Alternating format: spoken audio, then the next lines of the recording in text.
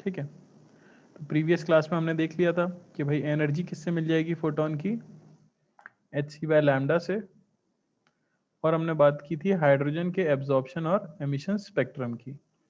अगर एक इलेक्ट्रॉन को फिक्स्ड एनर्जी गैप जितनी एनर्जी का फोटोन मिलता है तो वो उस एनर्जी को एब्जॉर्ब करके एक्साइटेड स्टेट में जा सकता है। ठीक है ना, कुछ क्वेश्चंस कर रहे थे, एक आध क्वेश्चन और कर लेते हैं।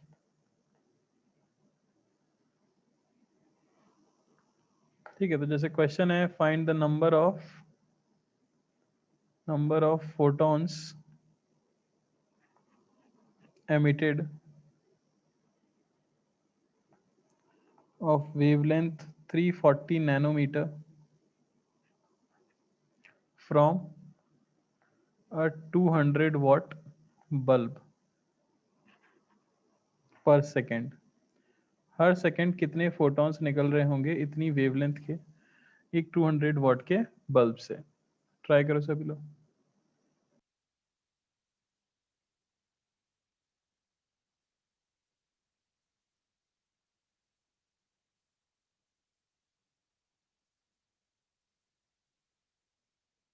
तो पूछा गया है कितने फोटॉन्स निकलने वाले हैं। फोटॉन की हमें क्या दे दी गई है, वेवलेंथ दे दी गई है। आपको पता है अगर वेवलेंथ दी गई हो तो आप एनर्जी ऑफ ईच फोटॉन निकाल सकते हो, हर एक फोटॉन की एनर्जी कितनी होगी। ठीक है ना, इसके लिए हम सिंपली यूज कर लेते हैं एच सी बाय लैम्डा, जो कि हो जाता है 1240 इलेक्ट्रॉन वोल्ट नैनोमीटर। अगर मैं वेवलेंथ नैनोमीटर में यूज कर रहा हूँ तो 340 नैनोमीटर, ये कट गया। बेसिकली हमें मिलेगी 124/34 इलेक्ट्रॉन वोल्ट एनर्जी है एक फोटॉन की। अच्छा, अब बल्ब के बारे में हमें बताया गया है कि बल्ब जो है वो 200 वाट का है, यानी वो 200 जूल एनर्जी फेंकता है एक सेकेंड में। एक फोटॉन की एनर्जी आपको ये पता है, तो नंबर ऑफ फोटॉन्स आप सिंपली कैसे बता सकते हो, नंबर ऑफ फोटॉन्स हो जाएंगे टोटल एनर्जी जो कि है 200 जूल एक सेकेंड में, अपॉन एक फोटॉन की एनर्जी जो कि है 124/34 इलेक्ट्रॉन वोल्ट। इसे कन्वर्ट करेंगे जूल में तो ई की वैल्यू पुट कर दो 1.6 इंटू 10⁻⁻19। सॉल्व करने से लगभग आपको मिलता है 3.7 इंटू 10⁻20, यानी कि हर सेकेंड इतने फोटॉन्स बाहर फेंके जा रहे होंगे। क्लियर है क्या सभी को? किसी को कोई डाउट है तो हैंड रेज कर दे फटाफट, ताकि डाउट क्लियर हो जाए।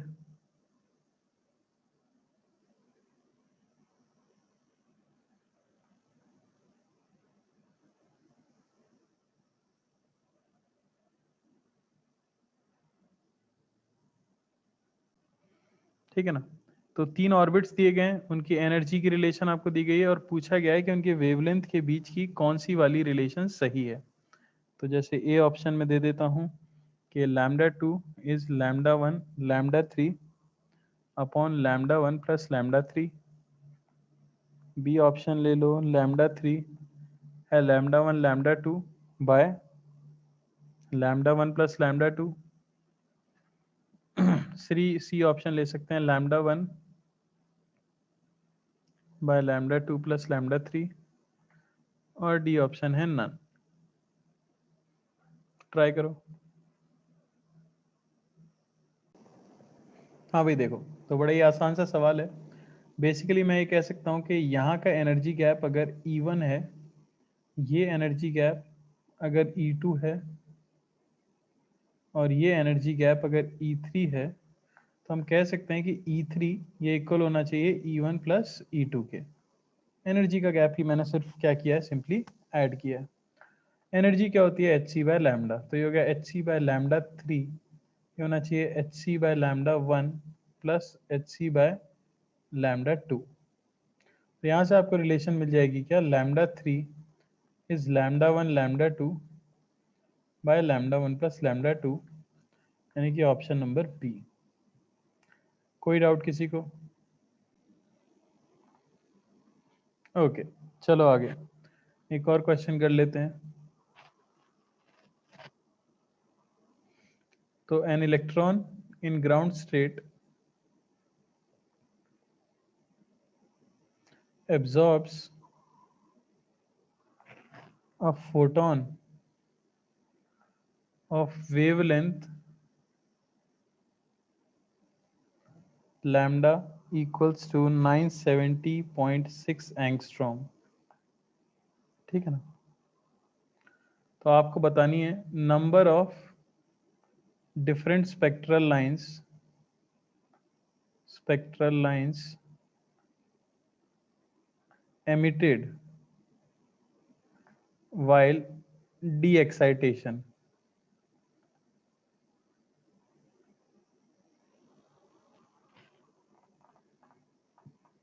कितनी डिफरेंट स्पेक्ट्रल लाइंस को एमिट कर सकता है, ट्राई करो।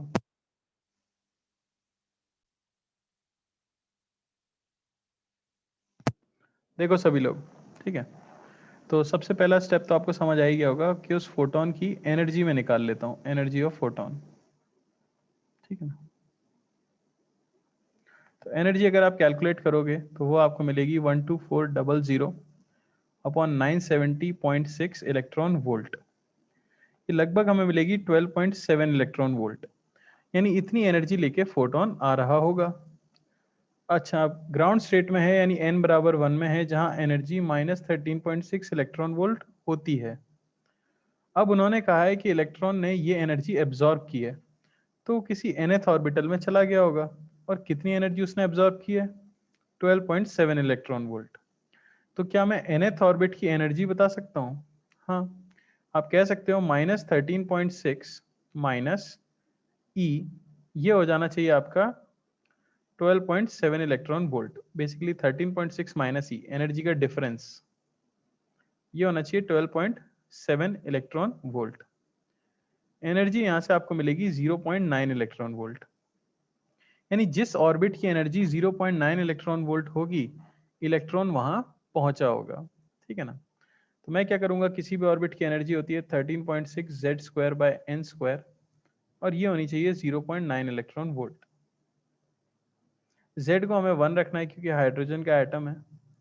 तो यहां से अगर आप निकालोगे n, तो वो √15 के करीब आएगा। अब देखो एग्जैक्ट वैल्यू हमें नहीं मिल रही है, तो यहीं पे कई बार क्वेश्चंस में गड़बड़ हो जाती है। ये जो मैंने 12400 लिया है ना, ये एग्जैक्टली 12400 नहीं आता है, ठीक है ना। इसकी वैल्यू आती है 12414, कुछ इस तरह से। तो यहाँ से आप अंदाजा लगा सकते हो। ऐसा ना हो कि एग्जाम में आपको अरे इलेक्ट्रॉन एब्जॉर्ब भी नहीं हुआ होगा।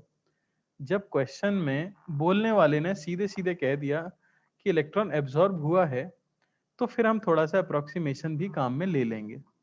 हम कह देंगे कि लगभग आ जाएगा किसके इक्वल, 4 के। तो लगभग इलेक्ट्रॉन कहाँ पहुंच गया है, n बराबर 4 में, और अब उसे डी एक्साइट होना है। ये बात बिल्कुल सही है कि अगर एग्जैक्ट एनर्जी गैप की एनर्जी नहीं मिलेगी तो फोटोन एब्जॉर्ब भी नहीं होगा। और यहाँ से हमें निकल के जो आया है, एग्जैक्ट कोई इंटीजर ऑर्बिट नहीं आया है, लेकिन सबसे पास जो आ सकता है हमें वो ले लेना चाहिए अगर क्वेश्चन में बोल दिया है कि एब्जॉर्प्शन हुआ है, ठीक है ना। तो अब आप सीधे जानते हो n बराबर 4 में है, number of spectral lines n(n-1/2), यानी कि 4(4-1/2) यानी कि 6, ये आपका आंसर हो जाएगा। तो number of different spectral lines जो कि दिखेंगी इसमें, वो कितनी होंगी मेरे भाई, 6। कोई डाउट किसी को? आपको नहीं पढ़ाई जाती। अब हम वो पोर्शन के ऊपर जा रहे हैं जो हम केमिस्ट्री में नहीं पढ़ते, जो है कोलिजन। हो सकता है पढ़ा भी हो आपने, पर ज्यादातर नहीं पढ़ाया जाता। हो सकता है मोहित सर ने पढ़ा दिया हो। कोलिजन्स की बात कर रहे हैं, ठीक है ना। तो अब एटॉमिक कोलिजन की बात आती है। अब मतलब क्या होगा, क्वेश्चन क्या आएगा इससे? तो क्वेश्चन सिर्फ ये आएगा, find minimum kinetic energy, find minimum kinetic energy of the incoming particle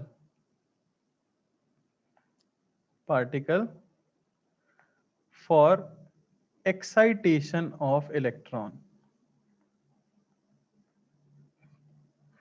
क्या मतलब है कहने का? ये मैंने एक आपको जनरल क्वेश्चन दे दिया है। कोलिजन का जो टॉपिक हम यहाँ पे पढ़ रहे हैं, वो यही क्वेश्चन उससे पूछा जा सकता है सिर्फ और सिर्फ। देखो अब मैं एक एग्जांपल ले लेता हूं, ठीक है ना। एक आपके पास क्या है भाई, हाइड्रोजन का एटम है, बहुत सुंदर बात है। और एक आपके पास क्या है, प्रोटॉन है, अकेला दुनिया में, ठीक है ना। बोला जाता है कि हम इसे कुछ काइनेटिक एनर्जी देके आगे फेंक रहे हैं और ये स्टेशनरी हाइड्रोजन एटम से टकरा रहा है।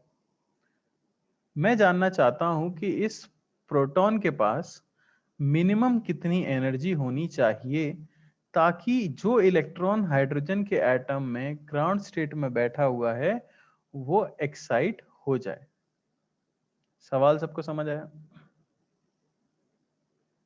ये प्रोटॉन है, ये फोटोन नहीं है। तो ये गलती ना करें कि भाई n बराबर 1 और n बराबर 2 का जो गैप है उतनी एनर्जी होनी चाहिए। ये फोटोन होता तो हाँ उतनी एनर्जी होनी चाहिए मिनिमम, अगर n बराबर 1 से 2 में जाना है, क्योंकि फोटोन एब्जॉर्ब हो सकता है, प्रोटॉन एब्जॉर्ब नहीं हो सकता, इलेक्ट्रॉन प्रोटॉन को खा नहीं सकता, ठीक है ना। तो यहाँ पे अब हम चले जाते हैं कोलिजन्स में। कुछ स्टेप्स हैं वो आपको फॉलो करने हैं, आपका आंसर हमेशा आ जाएगा। तो स्टेप 1 आपका होगा, सबसे पहले क्योंकि सिस्टम के ऊपर कोई एक्सटर्नल फोर्स नहीं है तो मैं क्या कर सकता हूं, मोमेंटम ऑफ द सिस्टम हमेशा मैं क्या रखूंगा, कंजर्व्ड। बात समझ आई? अब कोलिजन कितने प्रकार के आपने अपने जीवन में पढ़े थे? आपने पढ़ा था elastic collision, in elastic collision, perfectly basically perfectly elastic, perfectly in elastic और बीच का एक इलास्टिक कोलिजन, ठीक है। सबसे ज्यादा एनर्जी का लॉस किस कोलिजन में होता है? Maximum energy loss, maximum energy loss takes place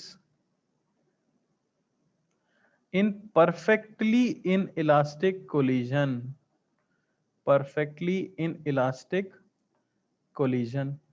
क्या मैं सही कह रहा हूं? जहां E की वैल्यू क्या होती है, शून्य, हमें ये पता है। अच्छा, परफेक्टली इनइलास्टिक कोलिजन में E की वैल्यू होती है शून्य, तो जब मैक्सिमम डिफॉर्मेशन होता है उस समय both objects move with same speed. याद आ रहा है कुछ कुछ बचपन में पढ़ाया था, move with same speed which is equal to speed of, बोला जल्दी से, कौन बोलेगा, देखें, कोई नहीं बोल पाया, सेंटर ऑफ मास, ठीक है ना। सेंटर ऑफ मास की स्पीड से चलते हैं उस समय पे मैक्सिमम एनर्जी का लॉस होता है। तो पहली चीज तो आपको यही करनी थी कि ध्यान देना था कि क्वेश्चन में करना क्या है। दूसरी चीज, आप मास अज्यूम करो हमेशा। तो ये मेरा प्रोटॉन है, मैंने अज्यूम किया इसका मास m है, और ये मेरे पास हाइड्रोजन एटम है। क्या मुझे कोई बता सकता है हाइड्रोजन एटम का मास क्या होगा? m ही होगा, क्योंकि उसमें भी एक प्रोटॉन ही होता है। अब आप कहोगे इलेक्ट्रॉन का क्या, तो इलेक्ट्रॉन का कुछ नहीं, उसकी कोई औकात नहीं, प्रोटॉन के सामने हलवा है वो, उसको काउंट नहीं किया जाएगा, ठीक है ना। तो अब यहां से हमारा पार्टिकल मान लेता हूं मैं कि v0 स्पीड से आया है, बढ़िया बात है। तो initial kinetic energy of the proton क्या है? तो वो है भाई हाफ m v0 स्क्वायर, ठीक है। आप देखोगे इसके बाद at maximum deformation, maximum deformation, अब खास बात बस यही है कि एटॉमिक कोलिजन में इंपॉर्टेंट बात, डिफॉर्मेशन एनर्जी, डिफॉर्मेशन एनर्जी, अब क्योंकि इनकी डिफॉर्मेशन एनर्जी तो हो नहीं सकती, प्रोटॉन क्या डिफॉर्म होगा, हम मान के चलते हैं वो पॉइंट है, तो उसकी जो डिफॉर्मेशन एनर्जी है वो सारी की सारी एक्साइटेशन एनर्जी में जाती है।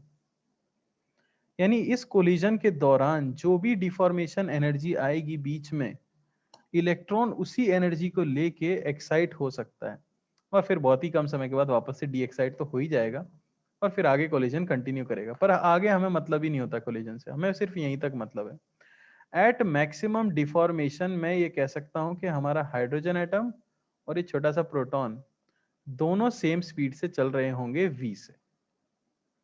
बात समझ आई कि नहीं? तो मैं क्या करूंगा, momentum conservation, m into v not, ये होना चाहिए m plus m into v. यहां से v मुझे मिलता है v0/2। समझ आया? यानी पूरे सिस्टम की वेलोसिटी क्या हो गई है, v0/3। तो फाइनल काइनेटिक एनर्जी क्या मैं बता सकता हूं, हाफ सिस्टम का मास 2m है इंटू v0/2 का होल स्क्वायर। हमेशा इसे इनिशियल काइनेटिक एनर्जी के टर्म्स में लिखने की कोशिश करो। अगर आप देखो 2 से 2 एक कट गया है और यहां बेसिकली ये कितना बच जाएगा, ये बच जाएगा हाफ m v0 स्क्वायर। सही लिखा है क्या मैंने? अरे बोलिए, हाफ m v0 स्क्वायर यानी कि k इनिशियल बाय 2। सही कह रहा हूं मैं? इसके बाद आती है स्टेप 3। आप पता करते हो लॉस ऑफ एनर्जी, जो कि क्या बनने वाली है, एक्साइटेशन एनर्जी, जो ऑब्वियसली के इनिशियल माइनस के फाइनल ही होगी। तो चेंज इन एनर्जी आपको मिलती है के इनिशियल माइनस के इनिशियल बाय 2 यानी कि के इनिशियल बाय 2। यानी जितनी भी एनर्जी आपका प्रोटॉन लेके आ रहा होगा उसकी आधी एनर्जी सिर्फ एक्साइटेशन एनर्जी में कन्वर्ट हो सकती है। चौथे स्टेप में आपको पता करना है minimum energy to excite electron. Minimum energy to excite electron. अब हाइड्रोजन एटम में n बराबर 1 में आपका इलेक्ट्रॉन है, n बराबर 2 में आप भेजना चाहते हो, -13.6 electron volt, -3.4 electron volt. Energy का जो गैप है वो है 10.2 इलेक्ट्रॉन वोल्ट। तो डेल्टा ई की मिनिमम वैल्यू जो होनी चाहिए एक्साइटेशन के लिए वो होनी चाहिए 10.2 इलेक्ट्रॉन वोल्ट। फाइनल स्टेप आप क्या कर दोगे, दोनों चीजों को कंपेयर कर दोगे। आप कह दोगे कि जो लॉस हुआ था, जो है काइनेटिक इनिशियल बाय 2, ये हो जाना चाहिए 10.2 इलेक्ट्रॉन वोल्ट, यानी काइनेटिक एनर्जी इनिशियल ये हो जानी चाहिए 20.4 इलेक्ट्रॉन वोल्ट। तो अगर आपका इलेक्ट्रॉन 20.4 इलेक्ट्रॉन वोल्ट एनर्जी लेके आएगा तो वो इलेक्ट्रॉन एक्साइट होके n बराबर 2 में जा सकता है। बात समझ आई? बात समझ आई क्या? तो अगर मैं आपसे कहूं कि if kinetic energy is less than 20.4 electron volt, what is the type of collision? Perfectly inelastic, perfectly elastic, या फिर बीच का कुछ? बताइए। ये भी एक बहुत जरूरी चीज है, तो यहां भी मैं एक लाइन बना देता हूं। टाइप आइडेंटिफाई करना, नीट वगैरह में टाइप पूछ लेते हैं कई बार, सिर्फ ये क्वेश्चन देके कि इतने से कम है। तो ये होगी परफेक्टली इलास्टिक कोलिजन, क्योंकि लॉस एनर्जी का क्या होगा, 0।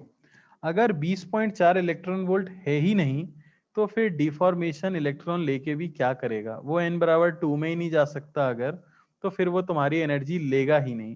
और कोलिजन कैसा हो जाएगा, परफेक्टली इलास्टिक कोलिजन होगा, कोई एनर्जी कन्वर्ट नहीं होगी एक्साइटेशन एनर्जी में। बात याद रखना, परफेक्टली इलास्टिक। अगर काइनेटिक एनर्जी ग्रेटर देन होती है 20.4 इलेक्ट्रॉन वोल्ट, या ग्रेटर देन से पहले इक्वल देख लेते हैं, अगर एग्जैक्टली 20.4 इलेक्ट्रॉन वोल्ट की इक्वल होती है तो क्या होगा, तो कोलिजन होगा परफेक्टली इनइलास्टिक। पूरी एब्जॉर्ब हो जाएगी कि नहीं हो जाएगी, तभी तो ट्रांजिशन हो पाएगा।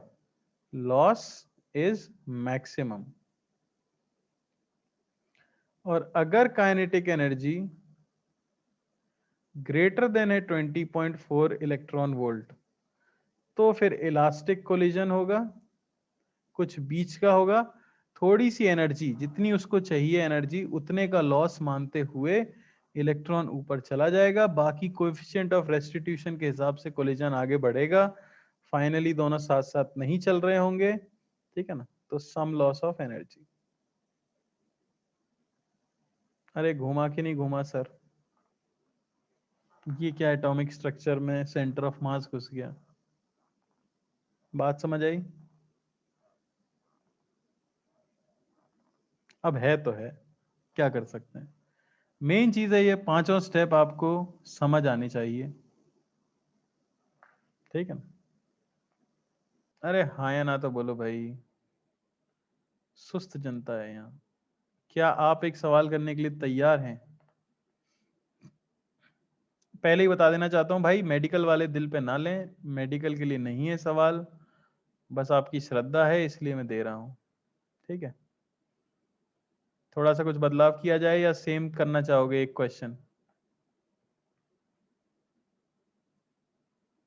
अच्छा डेटा वाला तो बेटा भगवान ही जानता है, इसके कम ही सवाल दिखे हैं मैंने, और डेटा अच्छा देना मेरे धर्म के खिलाफ है, मैं दे नहीं सकता, ठीक है। तो एक हमारे पास हीलियम प्लस है, बस ये बदलाव किया है मैंने। एक आपके पास न्यूट्रॉन है, या न्यूट्रॉन रहने दो, प्रोटॉन ही ले लो। एक हमारे पास हीलियम है प्लस, एक प्रोटॉन है, और क्वेश्चन में दिया है कि mass of proton is equal to mass of neutron, और इसे यहां से धकेला जा रहा है कुछ काइनेटिक एनर्जी देके। तो सवाल है kinetic energy minimum so that electron in ground state of helium plus gets excited। देखते हैं सबसे पहले कौन जवाब दे पाता है इसका।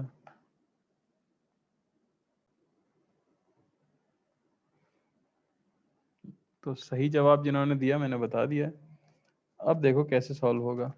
तो वही, सबसे पहले मैं क्या करूंगा, मास कंसीडर करूंगा। तो इसका मास m ले लें अगर प्रोटॉन का, तो इसका मास होगा 4m, ठीक है। इनिशियल काइनेटिक एनर्जी यह है half mv², v not speed मान लेता हूं मैं। फाइनली दोनों सेम स्पीड से चल रहे होंगे, तो हीलियम प्लस और यहाँ एक प्रोटॉन, तो टोटल मास हो गया 5m। मान लेते हैं पूरा सिस्टम v से चल रहा है, तो फाइनल काइनेटिक एनर्जी क्या होगी, वो होगी हाफ 5m इंटू v²। अच्छा मोमेंटम कंजर्व कर दो, m इंटू वी नॉट, ये होना चाहिए 5mv, तो v आपको मिला v नॉट बाय 5। पुट कर देते हैं half into 5m into v not by 5 का होल स्क्वायर, ये आपको मिलेगा k इनिशियल बाय 5। यानी फाइनल काइनेटिक एनर्जी इनिशियल का क्या है, 1/5 है। तो लॉस इन काइनेटिक एनर्जी यानी डेल्टा ई, ये हो जाएगा k initial minus k final, k initial minus k initial by 5, यानी 4/5 k इनिशियल। ये इक्वल होना चाहिए minimum energy to excite electron in helium, minimum energy to excite electron in helium, यानी कि n बराबर 1 से n बराबर 2। तो वो एनर्जी आप निकाल सकते हो simply 13.6 electron volt 1/n1² minus 1/n2², यानी कि 3/4 ऑफ 13.6 इलेक्ट्रॉन वोल्ट। दोनों को मैं क्या कर देता हूं, कंपेयर, तो आपको मिलेगा 4/5 k इनिशियल, ये होना चाहिए 3/4 इंटू 13.6 इलेक्ट्रॉन वोल्ट। समझ आया? तो k इनिशियल की वैल्यू यहां से आपको कितनी मिल जाएगी, वो मिलेगी 15/16 इंटू 13.6 इलेक्ट्रॉन वोल्ट। एक चीज रह गई इसमें, z² रह गया, z² भी रहेगा इसके अंदर, और z की वैल्यू कितनी है हमारे पास, 2, यानी कि 4 इंटू 4 और हो जाएगा, तो ये हो गया 15/4 इंटू 13.6 इलेक्ट्रॉन वोल्ट। और k इनिशियल की वैल्यू हमें जो मिल जाएगी, अगर हम कैलकुलेट करें 15 इंटू 13.6 डिवाइडेड बाय 4, आपको मिलेगी 51 इलेक्ट्रॉन वोल्ट। बताइए अपना दुख। क्वेश्चन समझ आ गया ना? एक अल्फा पार्टिकल को प्रोजेक्ट किया जा रहा है कुछ काइनेटिक एनर्जी देके लिथियम +2 एटम के पास। तो तो आपको बताना है minimum kinetic energy alpha particle की, ताकि लिथियम के ग्राउंड स्टेट के इलेक्ट्रॉन एक्साइट हो सके। ठीक है ना, ट्राई करो।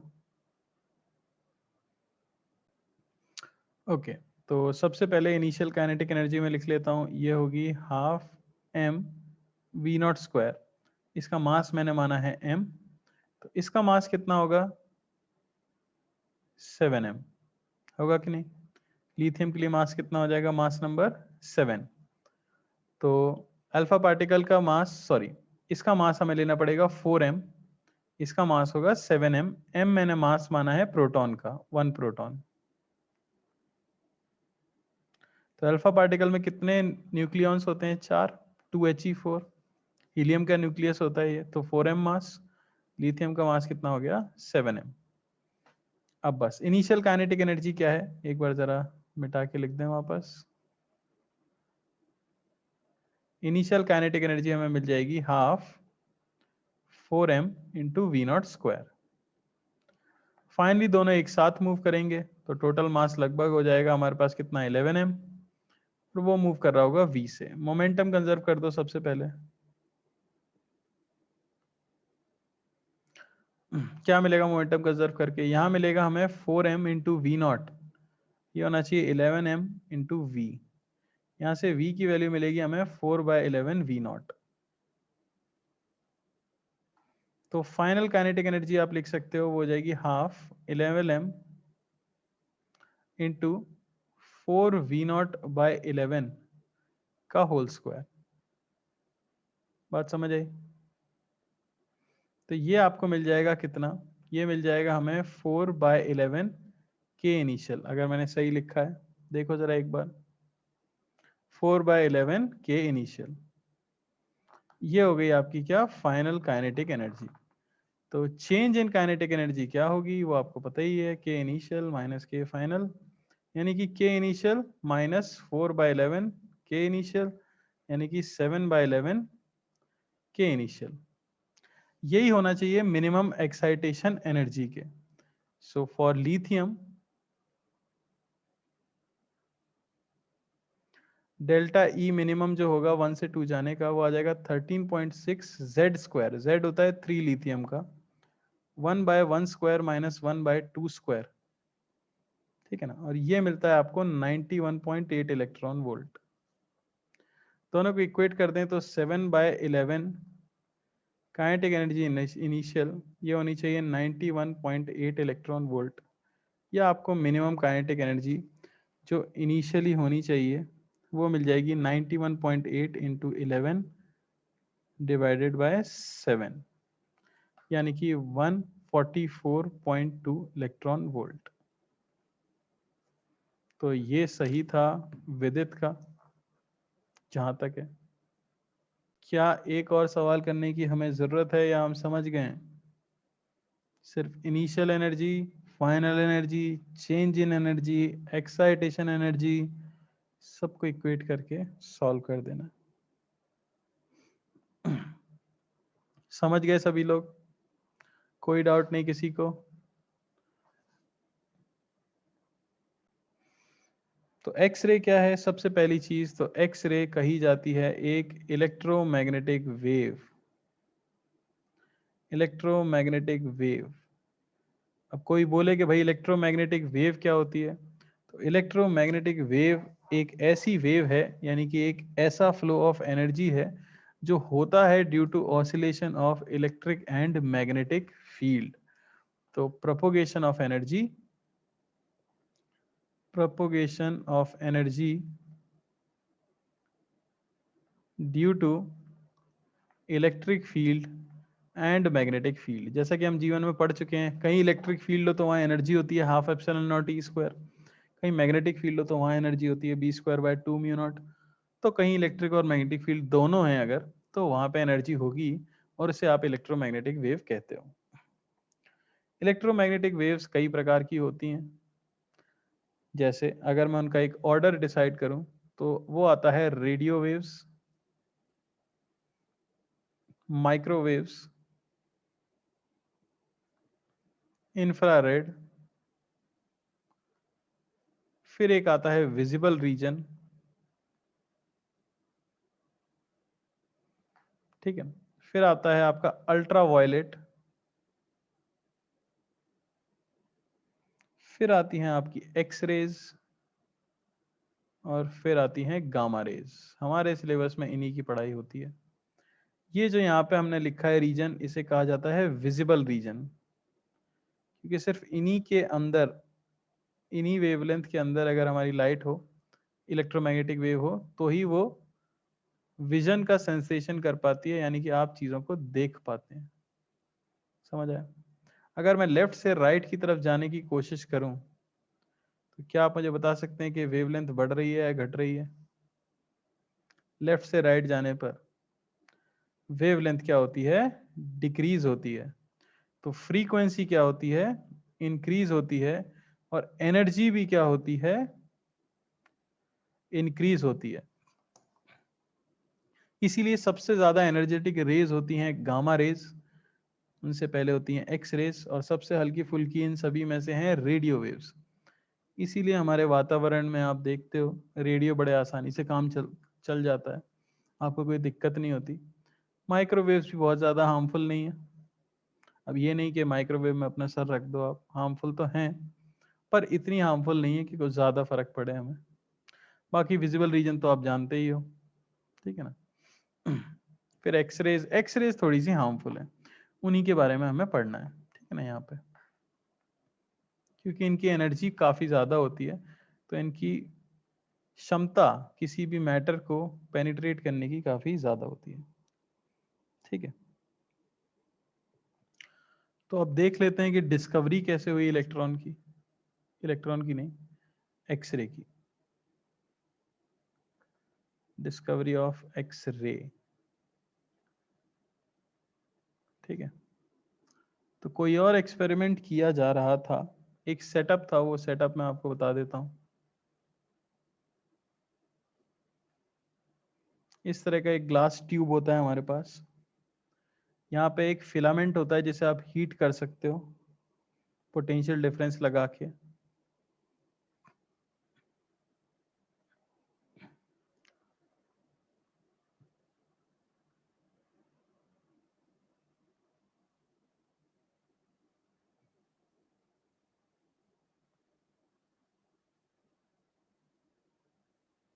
यहाँ हमारे पास एक हैवी मेटल होता है, जनरली हमेशा ही एक हैवी मेटल लिया जाता है।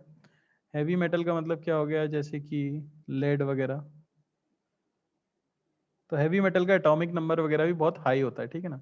ये एक पाइप है जिसमें से कोल्ड वाटर लगातार सप्लाई किया जाता है, और एक भारी भरकम पोटेंशियल डिफरेंस यहाँ अप्लाई कर दिया जाता है आपके फिलामेंट और आपके टारगेट के बीच में। ये वेरी हाई होता है, अगर मैं अंदाज़ा लगाऊं कितना होता है, तो लगभग 50,000 वोल्ट तो मिनिमम चाहिए ही, ठीक है ना। इतना हाई वोल्टेज लगाते हैं। तो देखा क्या गया कि इतने ज़्यादा वोल्टेज होने की वजह से इसमें काफ़ी ज़्यादा हीट जनरेट होती है। हीट जनरेट होने की वजह से इसके अंदर होता है thermionic emission. Thermionic emission basically हो जाता है इलेक्ट्रॉन का emission due to heat energy. Heat energy की वजह से इलेक्ट्रॉन्स यहाँ से निकल जाते हैं बाहर। इलेक्ट्रॉन्स अगर बाहर निकल गए हैं, आपको पता है कि उनके पास ऑलमोस्ट मान लेते हैं जीरो एनर्जी है अगर यहाँ पे, तो अब आपने V वोल्ट का पोटेंशियल डिफरेंस लगाया है, जिसकी वजह से एक इलेक्ट्रिक फील्ड इस डायरेक्शन में स्टैब्लिश्ड है। समझ आ रही है बात? मैंने उल्टा लगा दिया है। अगर ऐसा होगा तो इलेक्ट्रॉन वापस अपने एटम में घुस जाएंगे, इसलिए पोलैरिटी का ध्यान रखें। हम्म तो इलेक्ट्रिक फील्ड, क्योंकि ये पोटेंशियल डिफरेंस क्रिएट हुआ है, तो एक इलेक्ट्रिक फील्ड रीजन में इस तरह की होगी। इस इलेक्ट्रिक फील्ड की वजह से इलेक्ट्रॉन्स पे फोर्स लगेगा और वो राइट डायरेक्शन में क्या होंगे, एक्सेलरेट होंगे। आपको पता है अगर V पोटेंशियल डिफरेंस से चार्ज Q को एक्सेलरेट किया जाए तो पहुंच के उसकी एनर्जी कितनी हो जाती है, QV हो जाती है। अब क्योंकि पोटेंशियल डिफरेंस बहुत ज्यादा है, तो मैं ये कह सकता हूं कि highly energetic electrons, highly energetic electrons, ठीक है ना, highly energetic electrons strike the metal target. जो मेटल था आपके हैवी मेटल, जिसको हम टारगेट बोलते हैं, तो ये काफी तेजी से घूमने वाले इलेक्ट्रॉन्स बहुत तेजी से आके इस टारगेट मेटल को स्ट्राइक करते हैं। तो जब ये एक्सपेरिमेंट हो रहा था तो उन्होंने देखा कि कुछ विचित्र प्रकार के रेडिएशन बाहर निकल रहे थे जो उन्होंने जीवन में पहले कभी देखे नहीं थे। उन्हें उसका नाम पता नहीं था, तो अननोन वेरिएबल, इसलिए उन्होंने उसका नाम रख दिया एक्सरे। ये जो रे निकली थी ये हाईली एनर्जेटिक रे थी, हाईली एनर्जेटिक रेडिएशंस, ठीक है ना। रेडिएशंस निकल रहे थे जैसे लाइट निकलती है, उस तरह की चीज निकल रही थी। मास नहीं था कोई, पर मोमेंटम था, एनर्जी थी, काफी ज्यादा थी, और इसलिए उन्हें नाम क्या दे दिया गया, एक्सरेज कह दिया। तो एक्सरेज बेसिकली क्या है, high energy electromagnetic waves, high energy electromagnetic radiations, जिन्हें दूसरा नाम फोटॉन्स भी कहा जाता है, आर कॉल्ड एक्सरेज। अरे समझ आई क्या बात। जहां टारगेट को रखा गया था उसका नाम रखा गया था एनोड, और जहां फिलामेंट था उसे नाम रखा गया था कैथोड। इसलिए कई बार समय में तो लोगों को यह भी नहीं पता था कि यहाँ से इलेक्ट्रॉन ही निकल रहे हैं, इन्हें कैथोड रेज भी बोला जाता था। तो नीट वगैरह में ऐसा सवाल कई बार पूछ लिया जाता है, याद रखना कैथोड रेज जो होती हैं, कैथोड रेज आर इलेक्ट्रॉन्स, ठीक है, कंफ्यूज मत होना। एक्सरे जो होता है वो फोटोन होता है, यानी कि उसके पास मास नहीं होता, पर कैथोड रेज जो होती हैं, जो कैथोड से निकल रही हैं, वो इलेक्ट्रॉन्स होते हैं, उनके पास मास होता है, चार्ज भी होता है। बात समझ आई। तो क्योंकि काफी तेजी से चलने वाले इलेक्ट्रॉन मेटल टारगेट से टकरा रहे हैं, तो बाहर क्या निकल रही है, एक्सरे निकल रही है, तो काफी हीट भी जनरेट होगी टारगेट में। तो टारगेट मेटल पिघल ना जाए हाई टेम्परेचर की वजह से, इसलिए कोल्ड वाटर लगातार उसके अंदर चलाया जाता है जो उसे ठंडा रखे। बात समझ आई क्या।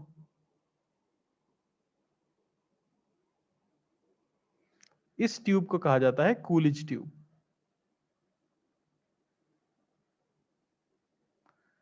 वैज्ञानिक का नाम अगर आप जाना चाहो तो रोएंटजेन वैज्ञानिक का नाम था। 1895 में उन्होंने इसकी खोज की थी। कोई डाउट किसी को इस पूरे प्रोसेस में, एक्सरे जनरेट कैसे हुई इसके अंदर।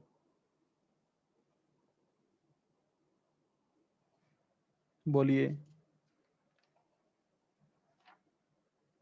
कोल्ड वाटर क्यों ये मिस कर दिया बेटा, अच्छा अच्छा लगे इसलिए कोल्ड वाटर, और क्या। इतने तेज तेज इलेक्ट्रॉन जाके टकराएंगे तो टारगेट गर्म नहीं हो जाएगा, और टारगेट गर्म हो गया, कहीं पिघल गया तो क्या फायदा होगा, पिघलना नहीं चाहिए था, है ना। इसलिए पानी डाल के उसे ठंडा रखते हैं। उनको दिखी कैसे एक्सरे, बहुत बढ़िया सवाल बेटा। तो ये जो ट्यूब है इसे फ्लोरोसेंट रखा गया, आसपास की चीजें जो थी, फोटोग्राफिक प्लेट वगैरह जो रखी हुई थी वो खराब हो गई। लोगों ने कहा अरे अरे अरे, प्लेटें क्यों खराब हो रही हैं हमारी, एक्सपोजर तो है नहीं किसी रेडिएशन से। तो उन्होंने कहा नहीं नहीं, रेडिएशन होगी, हमें पता नहीं है। तब उन्होंने कहा अच्छा, कोई रेडिएशन निकल रही है क्या। फिर एक्सपेरिमेंट और किए गए तो पता लगा हाँ भाई, काफी खतरनाक रेडिएशन निकल रही है, मर भी सकते हैं आप। तो एक्सरे का पता चला, दिखती तो नहीं है, ठीक है ना। चलिए आगे बढ़ते हैं। ये तो हो गई राम कथा, ठीक है ना। अब एक्सरे जो निकली उन्हें दो कैटेगरी में डिवाइड किया गया। तो एक्सरे बेसिकली फोटॉन्स। अच्छा, मैं जो क्वेश्चन बोल रहा था वो क्वेश्चन क्या आ सकता है ये याद रखना कि which of the following, which of the following is affected by. तो यहां मैं पार्टिकल का नाम लिख दूंगा और यहां मैं फील्ड का नाम लिख दूंगा। तो तीन फील्ड होती हैं हमारे पास, ग्रेविटेशनल, इलेक्ट्रिक, मैग्नेटिक, और डी नन। अगर मैं आपसे सवाल पूछूं कि proton, electron, neutron, cathode ray और एक्स रे। तो मैच करके बताइए कौन सा पार्टिकल किस फील्ड से अफेक्ट होने वाला है।